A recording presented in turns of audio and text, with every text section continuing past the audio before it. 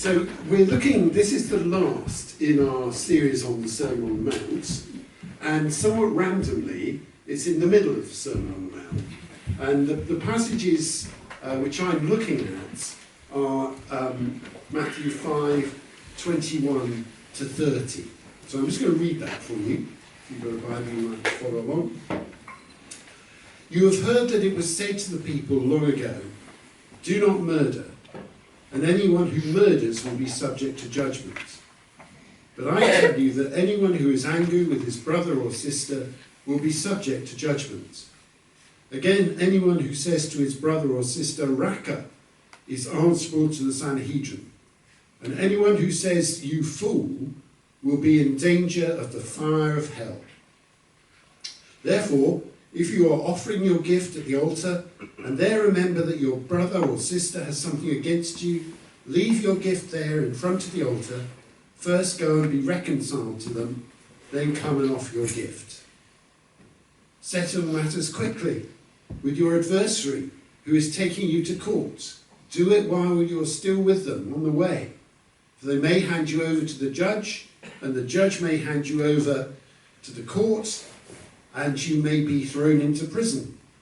I tell you the truth, you will not get out until you have paid the last penny. You have heard that it was said, 'Do not commit adultery.' But I tell you that anyone who looks at a woman lustfully has already committed adultery with her in his heart.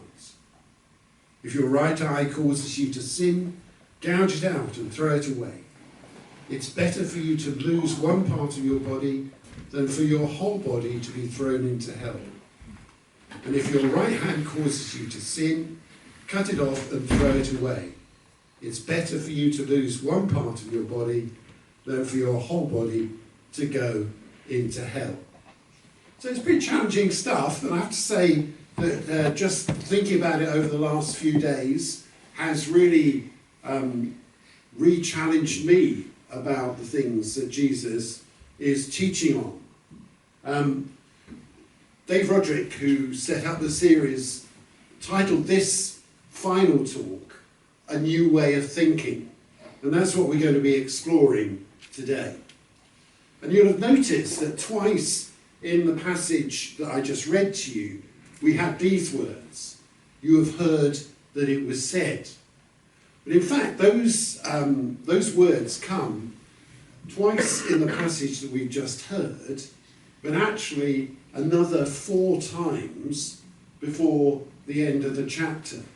So Jesus is taking things that people were familiar with, commands that they would have always have assumed mattered and were important. And Jesus, he's not contradicting them. He's not saying something different, but he is saying something more. He's taking the authority to go further than the commands did and take it right into the heart of the way that we think as well as the way that we act. So if we take the 4th one there, where it says, "Do not break your oath, but fulfill to the Lord the vows you have made."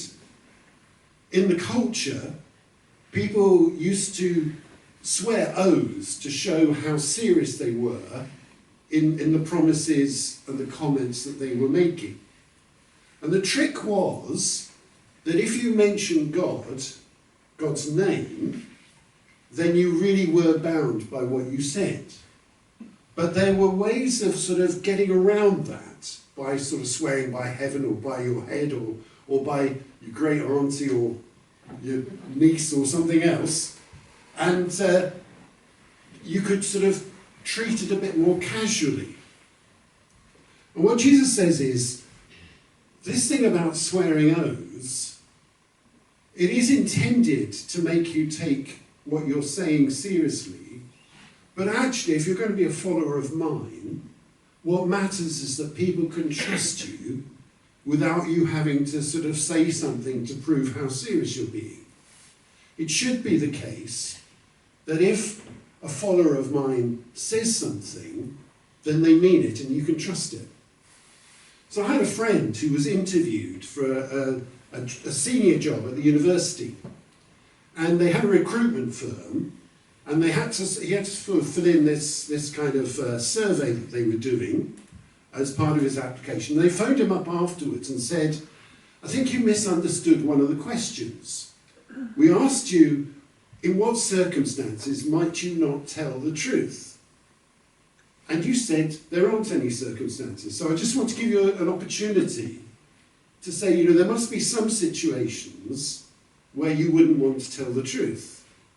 And he said, no, I'm a Christian, and I tell the truth 100% of the time. I don't sort of choose my moments for telling the truth. I tell the truth.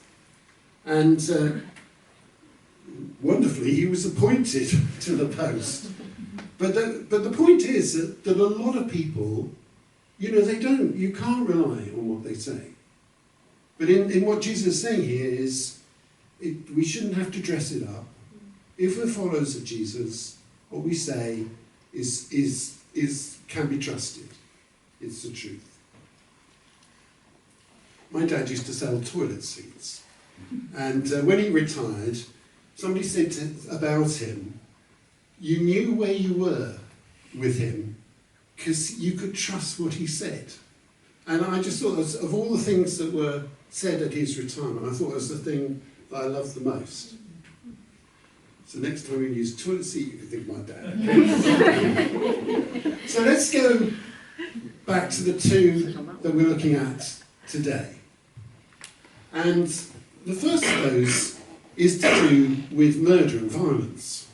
And as I was reflecting on that, I was thinking, just this morning there were the parents of the children in Southport were in the news again, just talking about what they've been through. I cannot think of anything worse than being somebody in your family or circle of friends being murdered. I think that must be the worst thing that could happen. And Jesus isn't for a moment saying, sort of downplaying the seriousness of murder. But what he is saying here again is that murder doesn't come as an isolated incident. It comes out of somewhere.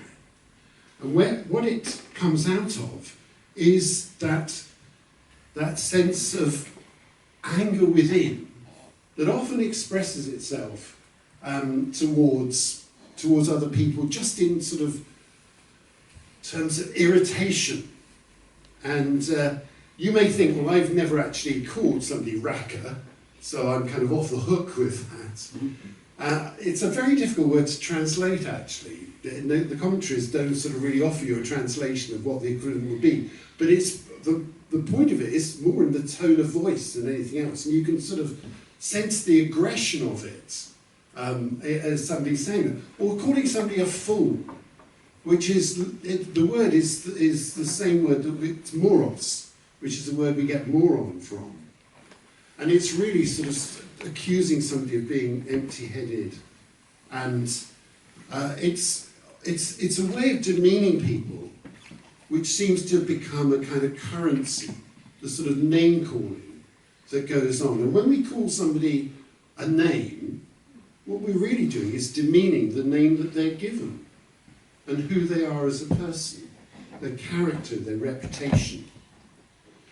And it strikes me that we live in a kind of age where anger is only just below the surface. I think this is increasingly so. I don't know if that's seen to you, but you get people in shops. Lots of shops now have to have signs about you've got to respect because they are subject to hostility. You get it in sport. It's actually someone from my team giving the referee a bit of grief. But it happens in sport. Even junior refs in sort of junior sport are subject to it. Put somebody behind the wheel of a car and see what happens. So it's like there's this sort of background anger and it's just below the surface so much of the time. So what does Jesus want us to do? Well, he says in the first of those responses, and I think there's a degree of humour here, because he's picturing somebody the Jews used to make the journey to the temple to offer sacrifices.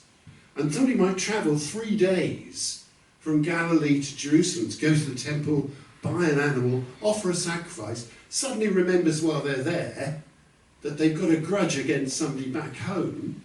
So I don't know what they do with the animal. They just tie it up at the altar and head off on a 6-day round trip to put things right. So he's saying this is a serious business. And at the heart of what he's saying here about how we deal with anger and the way in which that could trip over into violence of different kinds is, first of all, we treat other people with the respect that they deserve as people made in the image of God. C.S. Lewis preached on this once, and he talked about it as a weight of glory, and by which he meant that we should, as Christians, devote ourselves to honouring the glory of other people. That's quite something to think about, isn't it? As an alternative way. My mindset should be not to see how can I bring other people down, but how can I lift them up and honour them, rather than finding unpleasant names by which to call people, but finding some good ones to really boost them. And the second thing is about reconciliation. And reconciliation is such a powerful force. And this came through to me most powerfully, having visited South Africa probably 5 or 6 times over the years, and being with a group of young people one time when we went to an event to celebrate Nelson Mandela, and it was in the same sports stadium in which South Africa won the World Cup shortly after he was made president. And this is just a clip. This is where you'll know if the IT is working. This is from a clip from a film called Invictus, and it is just a few days after Mandela assumes the presidency. We need more men. Did you talk to Brenda about it? Yes, yesterday. That must be Jason with the schedule. Come in, beautiful. What's this? Mr. Jason Shabalala, That's me. Am I under arrest? Captain Fader and team reporting for duty, sir. What duty? With the presidential bodyguard, we've been assigned to this office. Here are our orders. The special branch, right? You'll see that they've been signed. Well, okay, you'll be assigned.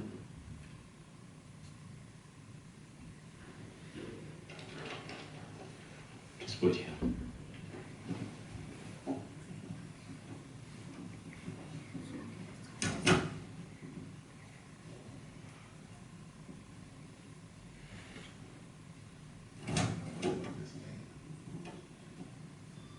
So it's just gonna be so.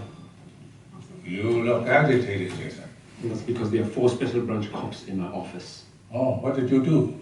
Nothing. They say they're the presidential bodyguards and they have orders signed by you. Yes. Well, these men are special trained by SAS. They have lots of experience. They protected the clerk. Yes, sir, but it doesn't mean that they have to come. You asked for more men, didn't you? Yes, sir. I asked. When people see me in public, they see my bodyguards. You represent me directly. The Rainbow Nation starts here. Reconciliation starts here. Reconciliation, sir. Yes, reconciliation, Jason. Comrade President, not long ago these guys tried to kill us. Maybe even these 4 guys in my office tried and often succeeded. Yes, I know. Forgiveness starts here too. Forgiveness liberates the soul. It removes fear. That is why it is such a powerful weapon. Please, Jason. Try. Sorry to disturb you, sir.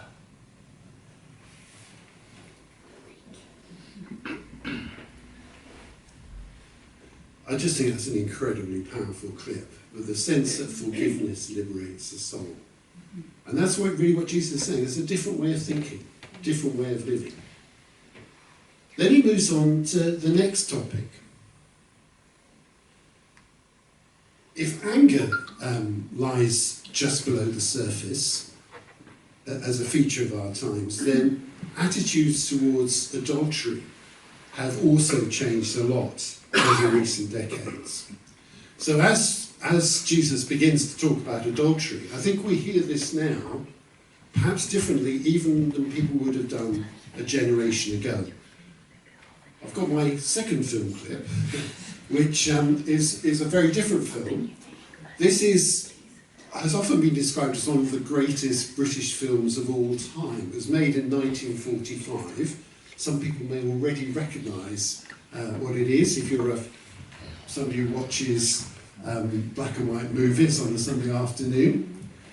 It's the story of Laura and Alec, who are two married strangers who meet in a railway station, and they end up meeting on a number of different occasions, and they find an attraction in each other that is kind of quite electric throughout the film. And this is the last time. In the end, they decide that this cannot go any further. This is the final scene. Oh, what a lovely surprise. My dear, I've been shopping till I'm dropping. My feet are nearly falling off. My throat's parched. I thought of having tea at Spindlesglass, terrified of losing the train. Oh, dear. Oh, this is Dr. Harvick. How do you do? Oh, how do you do? Would you be a perfect girl and get me a cup of tea? I really don't think I could drag the poor old bird down. Yeah. It was cruel of fate to be against us right up to the very last minute. Dolly Messiter. Poor, well-meaning, irritating Dolly Messiter. Crashing into those last few precious minutes we had together. She chatted and fussed, but I didn't hear what she said. I felt dazed and bewildered. No, so well. It's in this film. Alec behaved so beautifully. With such perfect politeness. No one could have guessed what he was really feeling. And then... There's your train. Yes, I know.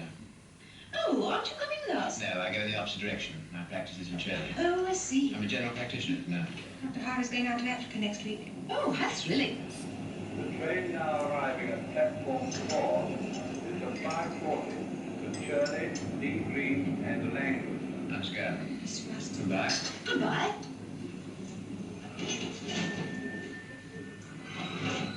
I felt the touch of his hand on my shoulder for a moment. And then he walked away.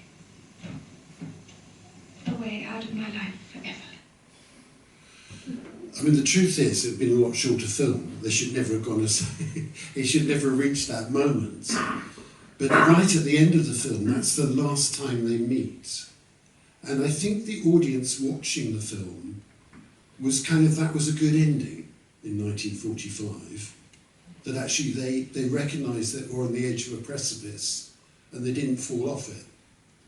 I think a film that was made today would have a different ending and people would feel unsatisfied with an ending like that. We've gone quite a long way in a short period of time in the way that we view these things and what we think makes for personal fulfilment.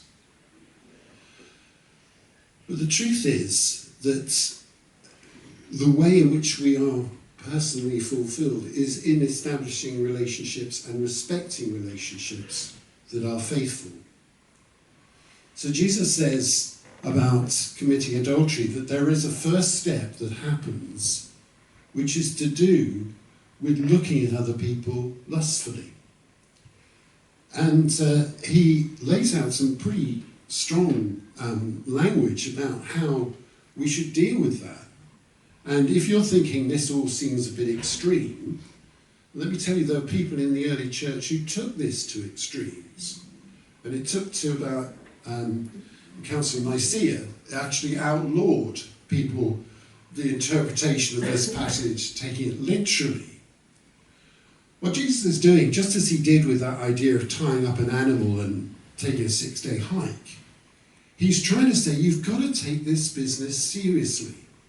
This can ruin your life and ruin so many more people's lives. And I've spent 40 years in the Church of England. We had a brief encounter this morning, but it breaks my heart that week after week it seems like the mess that, the Church of England is not alone in this. We're in a mess as a society in the way that we're handling this area. So Jesus is saying there is a better way. There was a better way then, there's a better way now. And the thing is that there's such a powerful force that's unleashed here. It's if you like, it's like gluttony. It is a disordered desire. Thomas Aquinas compared it to a lion pursuing its prey. All the lion is thinking about is how good it would be to eat this baby wildebeest, which would be good news for the lion and not such good news for the wildebeest. But there is what he was trying to say was that there is this power that's unleashed, which we need to be able to control. When he talks about looking at a woman lustfully, Jesus isn't suggesting that we will not find other people attractive. What he's talking about is allowing that to be something on which we allow our imaginations to dwell. If you like, it's allowing that lion to get a hold. A preacher once said that we can't stop thoughts coming into our head.